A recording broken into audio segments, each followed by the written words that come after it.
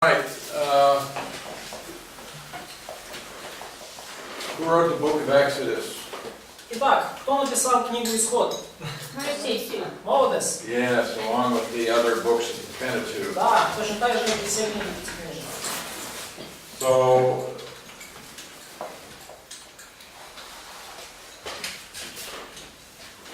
my belief is that the date of the Exodus Мое убеждение касательно даты Исхода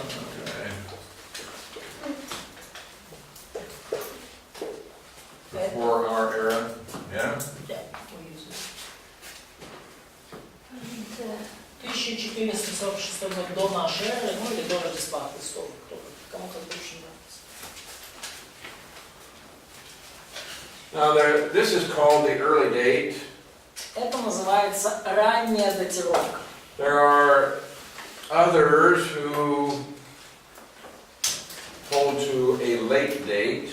И есть другие исследователи, которые склоняются к более поздней дате. When they put that down to about 1290. И поздняя она 1290 год.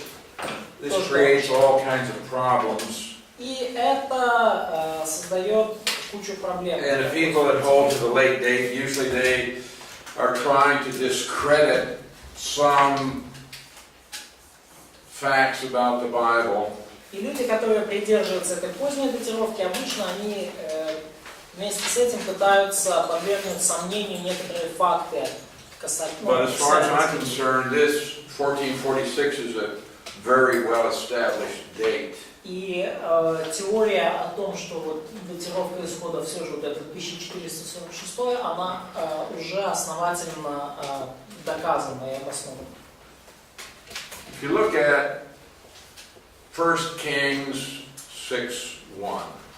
Если вы посмотрите на книгу Третье царство 6:1. Третье царство 6:1. Okay, read it, Sergey. Прочитайся. В 418 году, 80. в 80 году по шествии сынов Израилевых из земли египетской, 4-й год царствования Соломона над Израилем, в месяц Зив, который есть второй месяц, начал он строить храм Господу. Okay. So what we have is we have the year X. У нас есть некий год X. That's the year that Israel came out of Egypt. Это год, когда Израиль вышел из Египта. And then we have this number 480. И у нас есть вот это число 480. So 480 years after this date. 480 лет спустя после вот этой даты X. How are we going to determine X? Как же нам этот день X Well, he gives us a further clue by saying it was the 4th year of Solomon's reign. И нам автор дает подсказку, говоря, что это был 4-й год царствования Соломона. What year is that? А какой это год? Do we know? Знаем ли мы, в каком году царствовал Соломон? Remember I gave you some dates? Помните, я давал вам некоторые Each даты? of them 40 years apart. И все они с разницей в 40 лет. Okay. What are these dates? Что же это за даты? Ну, 971 Соломон. 931 Соломон. 971, это что, воцарение Соломона? Да, он... Coronation of Solomon. Okay. So here is Saul becomes king. Это Саул становится царем, David becomes Давид king. становится царем. No, that's 1051 Саул, 1011 Solomon Давид, becomes king. в 971 Соломон. Rehoboam becomes king. И здесь этот Раваам становится царем. Now, if he becomes king in 971, Если он стал царем в 971 году, this is now the 4th year. и сейчас это 4-й год, So what that's going to do is bring us down to 967, 966. ну и если мы проведем нехитрое вычисление, кажется, что вот речь о 967-966 году до нашей эры. Well, if we add 480 to 966, И если добавим 480 лет к 966 году, okay, no, 14. Oh, thank you. I knew something was wrong there. Okay. то получим как раз таки вот этот 1446 год. Сколько жил? The study of dates, particularly in the Old Testament, is very interesting, but also very complex. Изучение дат в Ветхом Завете, оно, особенно в Новом Завете, это очень интересное дело, но и сложное. Okay, but we know certain things Но мы знаем некоторые вещи наверняка. that are quite certain. И мы вот эти, некоторые даты мы знаем очень точно. For example, 586 BC.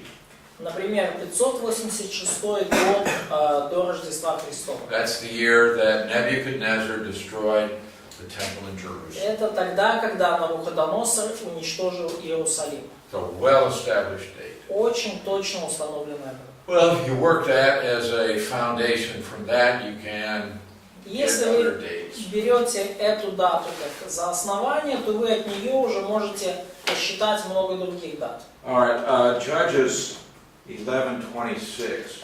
Книга Судей 11:26.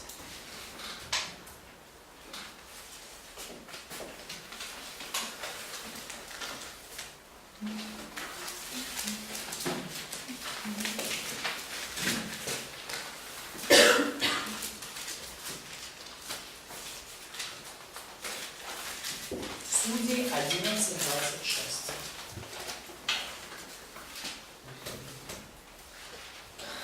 Okay, we're not going to develop this, but Мы сильно развивать тут не будем. we see again a specific statement that Israel lived in a place for 300 years. И вот здесь мы опять же видим совершенно конкретное утверждение о том, что вот Израиль живет в этом месте уже 300 лет.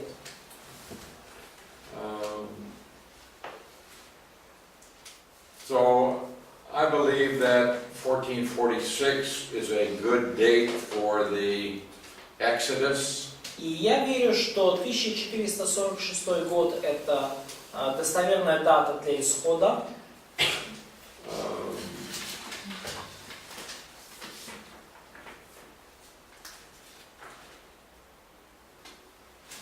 And that means that the entrance into the promised land would have been 1406. И это значит, что вход в землю обетованную случился в 1406 году. 45 лет.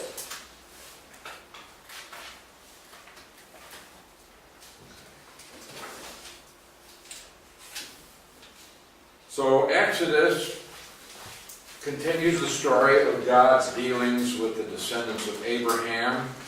И исход продолжает историю взаимодействия Бога с потомством Израиля, с потомством Авраама, потомками Авраама.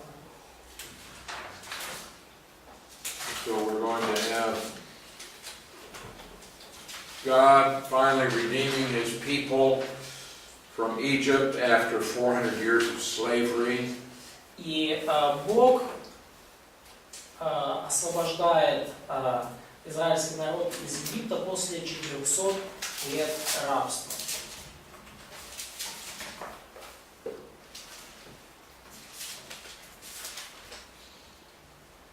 Now,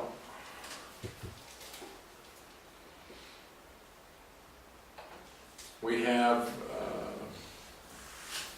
statement in Galatians 3:17. И у нас есть утверждение в Галатам 3:17. The law, which was 430 years later. Что закон, завет прежде Богом,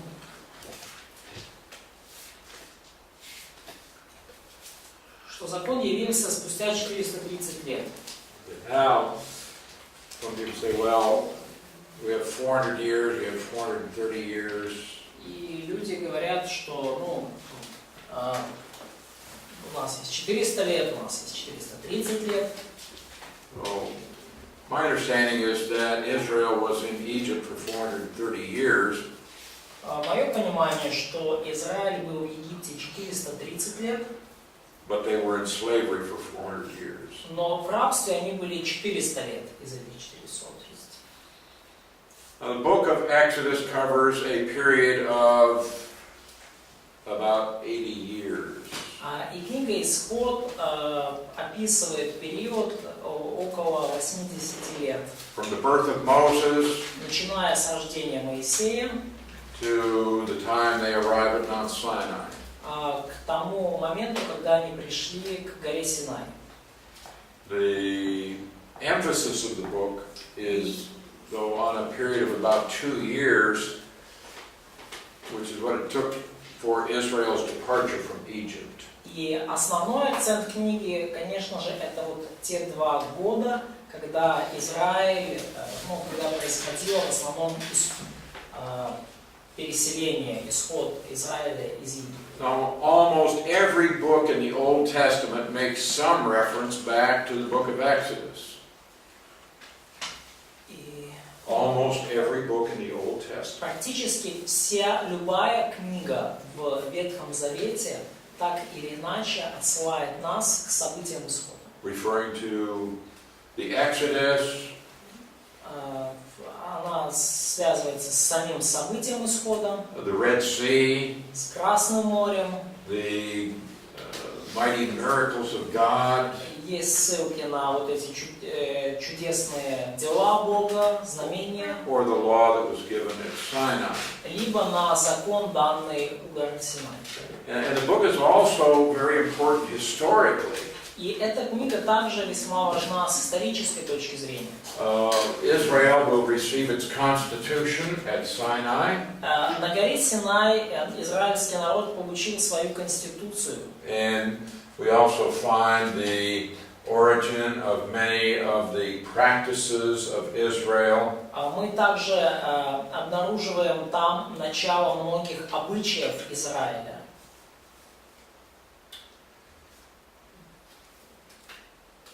So we saw that this Egyptian slavery was foretold in Genesis 15. И мы видим, что рабство в Египте было предсказано в Бытие 15 главе. But God made promises that He would bring His people back to Canaan. Но Бог дал уже тогда обетование, что Он вернет людей назад в Ханаан. The bones of Joseph are the visible reminder that God will keep His promises. И кости Иосифа – это видимое напоминание о том, что Бог хранит свои обещания. Also, Stephen's speech in Acts chapter 7. И также речь Стефана в Деяниях 7 главе. We find interesting information. Мы находим там интересную информацию.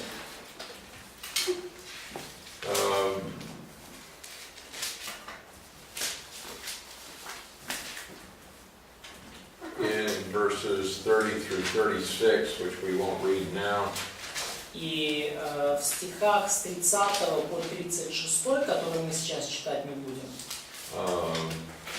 And also Hebrews chapter 11. И также в Евреям 12 главе, в Евреям 11 главе. Hebrews 11:29. Евреям 11:29.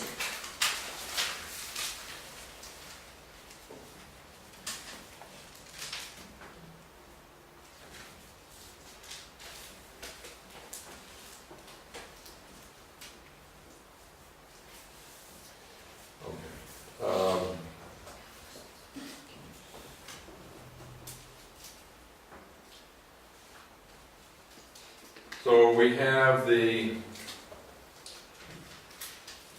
events leading up to the Exodus in the first 14 chapters. И мы видим события, которые предшествовали исходу в первых 14 главах книги.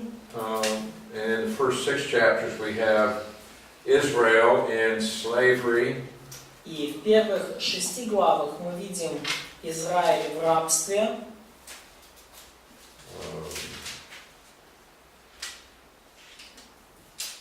But in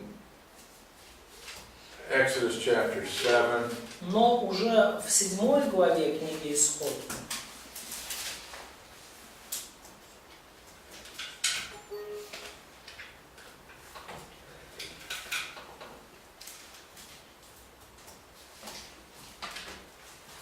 it says when Moses was 80 years old, написано,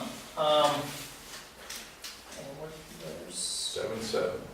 7 глава, 7 стих. Моисей был 80 лет, And Aaron was 83. а Аарон 83 лет. So we know that Moses is now 80. Мы знаем, что Моисей уже 80. So he had lived 40 years in Egypt, and then he lived 40 years out in the desert. То есть он прожил 40 лет в Египте и еще 40 лет в пустыне.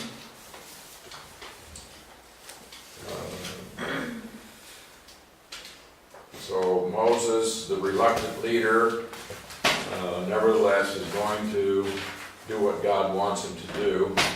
И Моисей, ну, это такой вот сопротивляющийся лидер, сопротивляющийся своему лидерству, но тем не менее он будет делать то, что Бог хочет через него сделать. So in chapters, well, Moses goes, he says, let my people go, and Pharaoh refuses. То есть Моисей идет к фараону, говорит, отпусти людей, и фараон отказывается. Pharaoh said, who is Jehovah that I should obey his voice? Фараон говорит, кто такой Господь, чтобы мне его слушать? I don't know this God, why should I let Israel go? Я не знаю этого Бога, почему мне нужно отпустить израильский народ? Well, God showed who he was in the series of plagues that he brought. Ну и Господь показал ему, кто он такой, через серию вот этих казней египетских. Which was an education both for Pharaoh as well as the children of Israel. И эти 10 казней были образованием, и эти 10 казней просветили не только фараона, но и сынов Израиля. And the plagues essentially were a contest between God and the gods of Egypt. И вот эти 10 казней, очевидно, были своего рода соревнованием между Богом, Господом Израиля, и богами Египта. Every plague was actually a confrontation with a false god of Egypt. Каждая вот из этих казней была, по сути, схваткой с одним из лжебогов Египта. Yeah, a god of flies, a god of frogs, a god of lightning. Ну, у них были боги в виде мух, боги в виде жаб, бог света у них был. The god of the Nile River. Бог Нила, ну или Нила они почитали как божество. God turned it to blood, and it's. Ну, Бог превратил Нилу в And he showed over and over again that he is superior to any god. И Бог снова и снова показывает, что Он превосходит любого другого, ну, Бога с маленькой буквы. Now, in some of the plagues, God used what we would call natural things, like the hail and the frogs. В некоторых из этих казней Бог использовал, ну, естественные факторы, ну, вот как, например, с жабами этими случилось. Yeah, or flies. Ну и также были мухи. But the plagues were supernatural. God controlled where the flies went. Но все равно был во всем этом и сверхъестественный компонент, потому что Бог управлял тем, куда летели эти мухи. Yeah. So the flies were in the Egyptian houses, but not in the Jewish houses. То есть вот эти пёсьи мухи, они были в домах египтян, но их не было в домах израильтян. So these plagues were actually miracles from God. И эти казни были по сути знамениями от Бога. And these plagues discriminated between Israel and Egypt. И эти казни были, скажем так, не распространялись на Израиль так, как на Египет. And these plagues took place over a period of 9 months to a year. И эти казни тянулись в течение от 9 месяцев до года. So this really devastated the people in the land of Egypt. И поэтому они, конечно же, нанесли большой урон людям в Египте. Now we have the Passover, И вот у нас есть Пасха. a very significant event. Очень важное событие. We have the instructions in Exodus 12.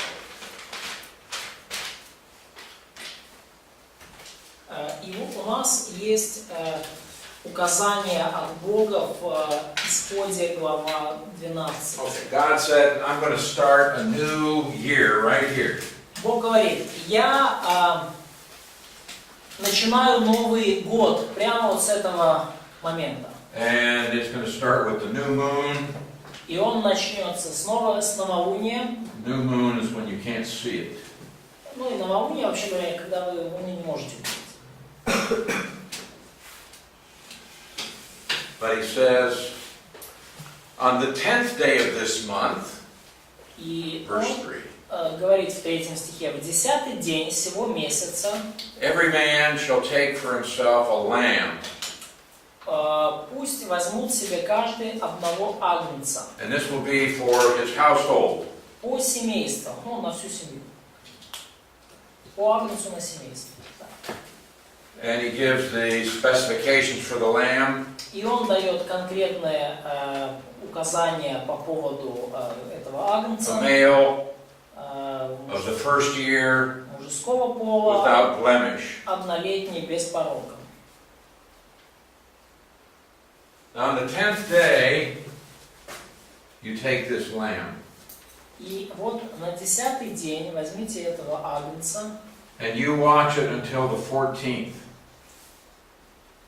И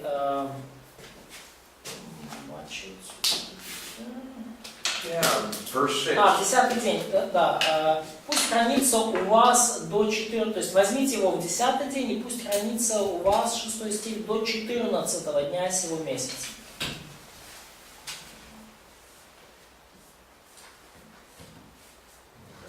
So they're going to observe this lamb to make sure that it is without blemish or fault. То есть вам нужно внимательно исследовать этого агнца, убедиться, что он без порока. Then you are to kill the lamb. И потом вам нужно убить этого агнца. How do you kill it? И как его убить? You cut its throat. Перерезать ему горло.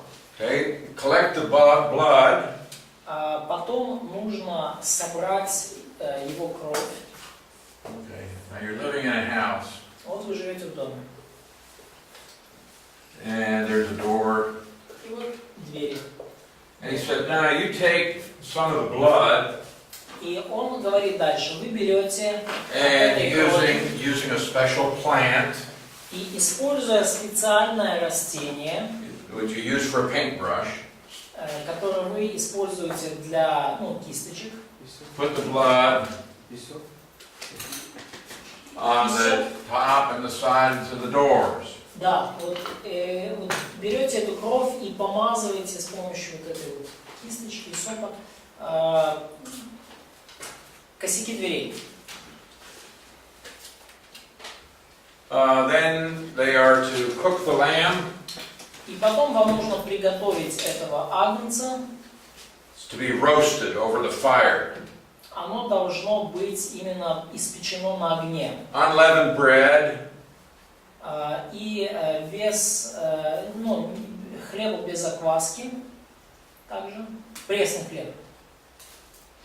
and bitter herbs. И с пресным хлебом и с горькими травами пусть съедят его. 8 стих. So he says, this lamb is not to be boiled, but be roasted. И да, он опять говорит, что должно быть не сварено, но именно испеченное на огне. And you are to eat it all. You shall let none remain until morning. И нужно его съесть сразу целиком, не оставлять от него до утра. If anything is left, then you burn it. Если что-то осталось до утра, сожгите. And when you eat it, you are to do so with all of your clothes on. И когда вы его едите, вы должны быть полностью одеты. Make sure you got your shoes on when you do this. Убедитесь, что обувь ваша на ногах ваших, And you eat it in haste. и вы ешьте его с поспешностью. Now, in your text, it says this is the Pascha Господня. Ну, в вашем тексте, да, есть Пасха. Это Пасха Господня, 11 стих.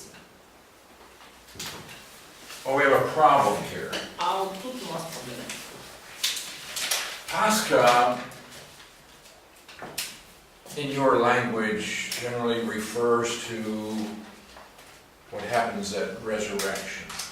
Пасха в вашем языке, она связана с тем, что произошло при воскресении Христа.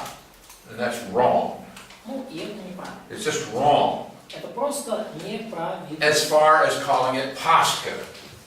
Правильно, You shouldn't call it Pascha. It's the wrong word. we don't, these events, we don't need to call them Pascha or resurrection. Your Pascha celebration on resurrection. You call it Pascha, Да, yes? вот это празднование, которое вы, когда вы празднуете воскресение Христа, вы называете это Пасхой. Это неправильно. Why? Почему? Because Pascha is not a Ukrainian word, it's not a Russian word, it's a Jewish word. Потому что Пасха это не украинское и не русское слово, это еврейское слово.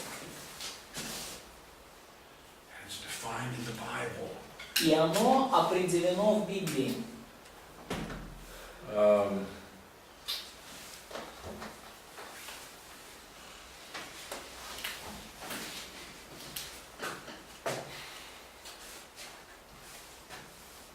Pascha took place when the Lord was crucified.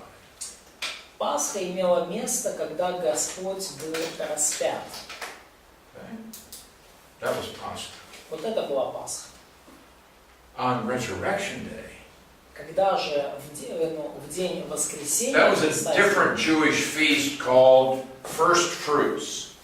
это был уже другой еврейский праздник, называемый праздником первых плодов.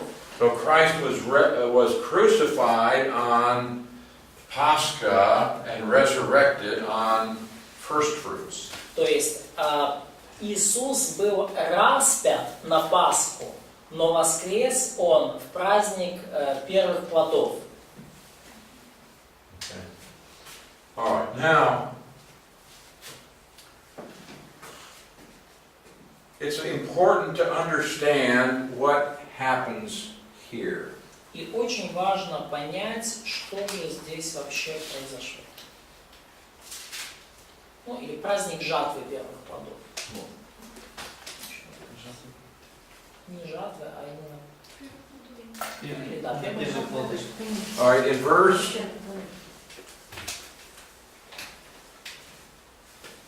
verse 11 or verse 12, he said, I'll pass through the land of Egypt on that night. И в стихе 12 он говорит: «Я всю самую ночь пройду по земле египетской I will strike all the firstborn, и поражу всякого первенца, both man and beast, от человека до скота. and against all the gods of Egypt I will execute judgment. I am Jehovah." И над всеми богами египетскими произведу суд. Я Господь». Now, what's he going to do? Но что он здесь хочет сделать? Verse 13, Стих 13. the blood shall be a sign for you. «И будет у вас кровь знамением, And when I see the blood, и где увижу кровь, I will pass over you. я пройду мимо вас». Well, here is where you need to understand. И вот это вам обязательно нужно понять. When you have praidu, Когда у вас вот написано так, guess what the word is? пройду, это вот то, что Господь сделал. Pascha? Да, Пасха. вот что значит это слово. Пасха. He said, I'm going to see the blood. Написано, что «и увижу кровь». Now, if he doesn't see the blood, И если он не видит крови, he said, I am going to bring judgment to that house. и он говорит, что я принесу осуждение в этот дом. I am going to bring death. Я принесу туда смерть. Right? Judgment. Осуждение. No blood, judgment. Нет крови, осуждение. He said, but if I see the blood, Но если я увижу I'm кровь, not going to stop here. я не остановлюсь здесь. I am going to pass over. Я пройду мимо. Pass over. Ну вот и у них вот Пасха, да, в английском, оно вот буквально pass over, то есть пройти мимо. Вот, а у нас, ну, нету такого. To go over the top of something, yes? Ну, пройти мимо чего-то, обойти что-то. Вот буквально то, что значит вот это еврейское слово Пасха.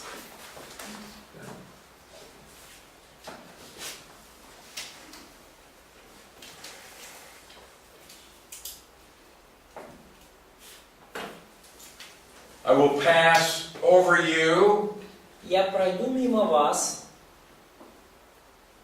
and the plague will not be on you to destroy you. и не будет между вами язвы губительной. Now, sometimes people talk about the death angel И когда люди говорят об ангеле смерти, going over Egypt. который пошел по Египту. Have you heard that? Вы это слышали? There's no death angel. Так не было там никакого ангела смерти. Lord does it. Господь совершил осуждение. So they did as they were commanded. Ну вот, и они сделали то, что им было повелено. Killed the lamb. То есть, они зарезали агнца, Painted the blood. взяли эту кровь, помазали ею Ate косяки, the meal. съели мясо, And the Lord passed over. и Господь прошел мимо. In every house where there was no blood, He brought death to the firstborn. И во всякий дом, где не было крови на косяке, там умер первенец. How many of you are the firstborn in your family? Кто из вас первенец, первый ребенок в вашей семье, у своих родителей? Okay. Some of you? How Некоторые. many of your parents are firstborn in their families? Как у многих ли у вас родители являются первенцами в их семьях? Yeah? Okay, now you're sitting in your house. И вот вы сидите в вашем доме. If your mother's firstborn, she dies. Если ваша мама первенец, она умирает. If your grandmother's there, Если ваша бабушка первенец, She's firstborn, she dies. она первенец, она умирает. You're firstborn, you're gone. Вы первенец, и вы тоже вышли из игры. To every house В каждом доме, в каждой where семье, there's no blood. там, где нет крови. It means every Egyptian household. То есть это значит в каждом, египетском доме. Yes? Вопрос. В тексте сказано, что когда они выходили, с ними были другие народы. Значит ли это, что другие, может быть, тоже народы или египтяне, как будто мазались кровью своей? It's written in text that Israelites, there were another people. Does it mean that other people from other nations also paint their doors with blood? Yes. Да. Also, what we're going to see is that when Israel went out of Egypt, it wasn't just Jews who went, they were called a mixed multitude. Когда мы видим в книге Исход, что когда они выходили из Египта, не только евреи вышли. Там это... то есть... They were a mixture of different Там была смесь разных людей, то есть это были люди из... There were some Egyptians, some other people. Были египтяне и были другие народы. Now, when all of these people died, И когда все эти люди умерли, they knew that it was the God of Israel who had done this. когда все первенцы умерли, то они поняли все, что это Бог Израиля. Now the Jewish people, they get to all of their possessions and they begin to move. И в этот момент народ израильский собирает свои пожитки и начинает выходить. And the Jewish people are glad to see them go. И Jewish, и The Egyptian people are glad to see them. египтяне очень рады тому, что эти евреи наконец-то ушли. You brought all these plagues on us, Вы на нас принесли все эти казни, and now you are responsible for death in every household. и теперь вы ответственны за смерть в каждом доме. Get out, don't come back. Проваливайте и больше не возвращайтесь. And not only that, И не только это. the Egyptians came running out of their house and began giving them money. И египтяне не только это, они еще, видя, как те выходят из их домов, то есть они выходили из их домов и давали им деньги.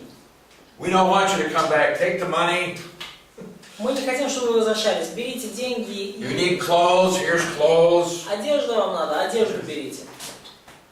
And it's like Israel received in one night 400 years of wages. И за одну ночь Израиль получил богатств и имущество на 40 лет вперед. За 400 лет. За одну ночь Израиль получил свою зарплату за 400 лет.